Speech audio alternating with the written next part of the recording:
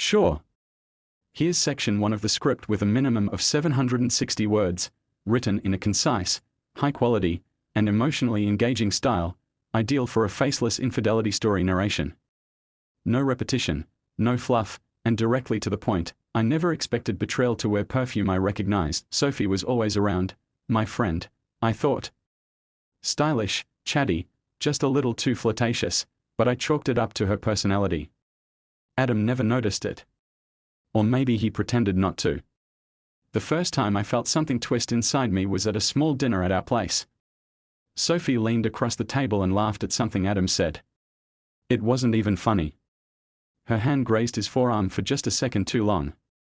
Her eyes flicked toward mine, just long enough to measure my reaction. I smiled, tightly. But I noticed, Adam and I had been married for 6 years. Solid, if not exciting. We were comfortable. Predictable. I never felt the need to snoop or second guess, until now. I didn't accuse him. I wasn't even sure of what. Maybe it was all in my head. But once you notice a crack, you start to see how wide it's spreading. A few days later, I caught Sophie texting him directly. It wasn't anything explicit, just a meme, and thought you'd find this funny. But she hadn't sent it to me. Just Adam. A private joke, carefully planted. I asked him about it casually. He shrugged, she probably just thought I'd get it. Don't overthink it. He kissed me on the cheek and moved on. But I didn't. I started paying closer attention. Sophie's visits became more frequent. She started dropping in accidentally, always with wine, always when Adam was home. She complimented his shirts, his playlists, his cooking, things she never cared about before. Once, I caught her fixing his collar. She smiled at me like it was nothing. I told Maya, my co-worker and closest friend. She raised her eyebrows. You sure? I mean. Sophie? That's shady, Claire. But are you sure something's happening? I wasn't. And that made it worse. I started to question everything. Was I too quiet? Too reserved? Had I let things get boring? Had Sophie picked up on the gaps I had ignored in my marriage? She was fun, spontaneous, the opposite of me. The kind of woman who made things feel light. Maybe Adam needed that. Maybe he missed that. Maybe he missed it in me. Then one Friday, I overheard a phone call. Adam was in the kitchen, and I was in the hall. He laughed softly and said, "Yeah, Claire would kill me." "No, you're ridiculous." "Stop." He hung up quickly when I entered. "Just Steve from work," he said. But Adam never called Steve ridiculous. That night, I couldn't sleep. I lay awake next to him, staring at the ceiling, wondering who the hell I was sleeping next to. I didn't want to believe it. But I also didn't want to be the fool. 2 days later, Sophie sent a selfie to our group chat. It was from her living room. She was wearing a deep-cut top, holding a drink. Nothing strange until I noticed the reflection in her glass. A shirt I knew too well, Adam's navy button-down. He had worn it that day. I asked him where he had been. He said he stopped by the hardware store and then came home. I didn't mention the photo. I didn't cry. I didn't yell. I thanked Sophie in my head for giving me what I needed. Not proof, exactly. But clarity. She wanted him. Whether she had him or not was secondary. She was challenging me.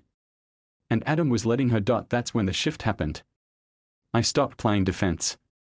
I stopped obsessing over whether they were guilty. I didn't want to ask questions. I wanted answers. And if I couldn't get them, I'd force them to reveal themselves. I didn't tell anyone, not even Maya. I needed silence, not sympathy. I needed to know how far Sophie was willing to go. And whether Adam would follow. I played nice. Invited Sophie over more often. Laughed at her jokes. Gave her room to feel safe. She started texting more, now directly to me. Suggestive comments slipped into her words. Little challenges. "Adam's such a good cook, I swear, you're so lucky. If you ever get tired of him, send him my way."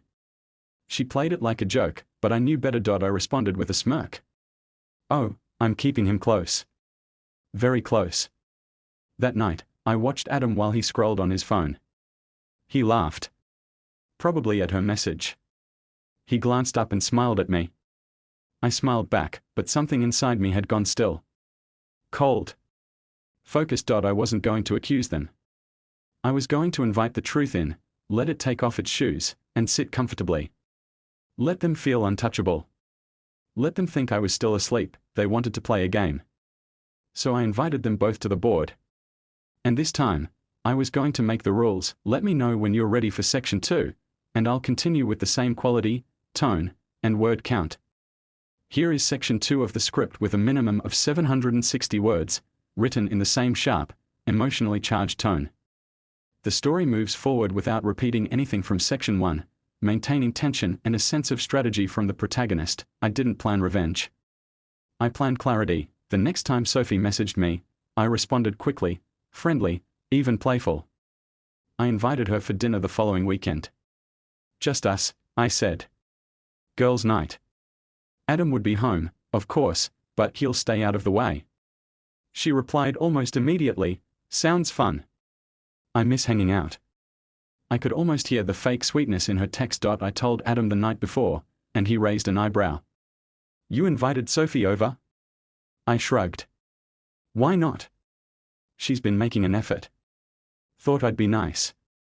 He nodded, distracted. He didn't ask any questions.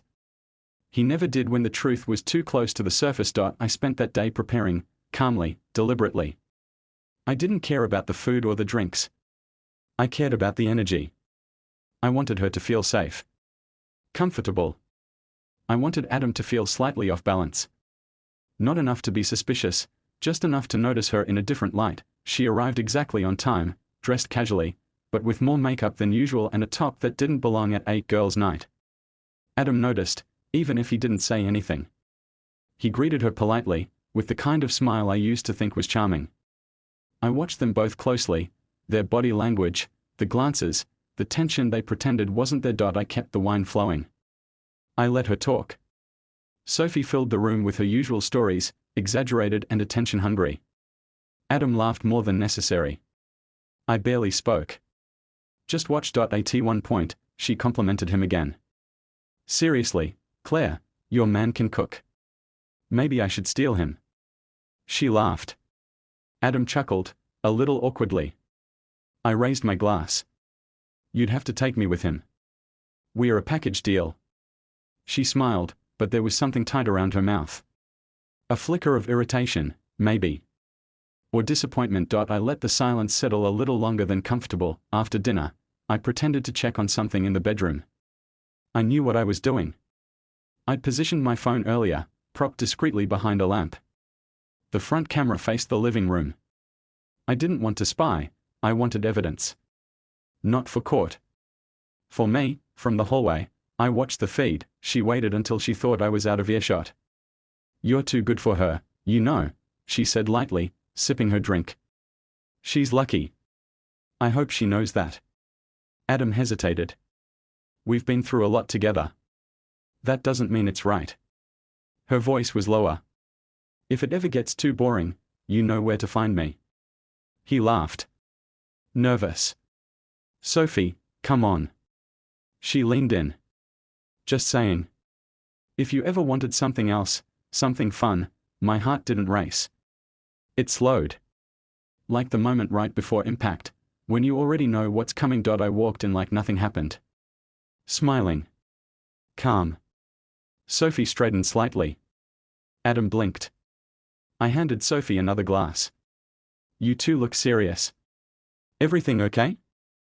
Her smile didn't quite reach her eyes. I sat across from them, close enough to feel the shift in energy. No one mentioned the awkward pause. Adam started talking too much. Sophie checked her phone unnecessarily. I sipped my drink and pretended not to know. After she left, I didn't say anything. I helped Adam clean up. He looked tense, like something was buzzing beneath his skin. I didn't press. I wanted him to come to me. He didn't. That night, he touched me like he was trying to prove something. I let him. I didn't ask who he was thinking about. I didn't ask because I already knew. The next morning, I rewatched the recording. Her tone. Her face. His hesitation. His failure to shut it down completely. That was all I needed. She wasn't just flirting. She was challenging me. And he wasn't just naive. He was enjoying it. I forwarded the video to an encrypted folder. Just in case, then I sent Sophie a message. Thanks for coming over. We should do it again soon. You're always fun to have around. She replied with a heart emoji and a, you're the best. I didn't respond. Instead, I went through her old posts. Noticing patterns. Her passive-aggressive captions. Her just friends selfies with Adam from past events. Things I hadn't seen clearly until now. She had been laying groundwork for months. Testing boundaries. Smiling while slipping under my skin. I started documenting. Quietly. Patiently. Dates. Texts. Voice tone. Nothing illegal. Nothing physical. But the emotional betrayal was growing roots. I wasn't going to explode. I was going to outsmart both of them. That week, I booked a solo session with a couples therapist. Not for us, for me. I needed clarity before I burned anything down. The therapist listened, nodded, and said one sentence that stayed with me. You don't have to catch them red-handed to know you've already been left. She was right, but I wasn't going to walk away. Not yet. I wanted Sophie to think she had won. I wanted Adam to believe he hadn't done anything wrong. I needed both of them to feel safe enough to take one more step, because when they did, I'd be ready to end it all, on my terms. Let me know when you're ready for Section 3, and I'll deliver the conclusion with the same sharp pacing and depth. Here is Section 3 of the script, completing the story with a minimum of 760 words. It maintains the same sharp, focused tone with no repetition and drives straight to a satisfying and emotionally intelligent resolution. 3 days after that dinner, I invited Sophie over again. She declined. That was all the confirmation I needed. She was rattled. She sensed something shift and didn't know whether it was from Adam or from me. It didn't matter. I had pulled the string, and the unraveling had already begun. I didn't confront Adam immediately. I waited. I watched. His mood changed. He became more cautious, more gentle, overly helpful in a way that wasn't natural. He was trying to compensate for something he hadn't confessed. That guilt? It gave me peace. Because it meant he knew what he had allowed. The next weekend, I told him I needed to talk. He looked nervous. I asked one question. Have you emotionally crossed a line with Sophie? He didn't speak at first. Then his face collapsed. Not with denial, but with shame. She just made me feel interesting. Like I wasn't invisible. He looked down. I didn't cheat. Not physically. But I didn't stop her. I didn't shut it down. I didn't cry. I asked, why didn't you? He exhaled slowly.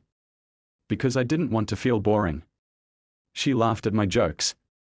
You've seemed so distant lately. I stared at him. So you needed a fan club? He didn't answer. I told him I had the video.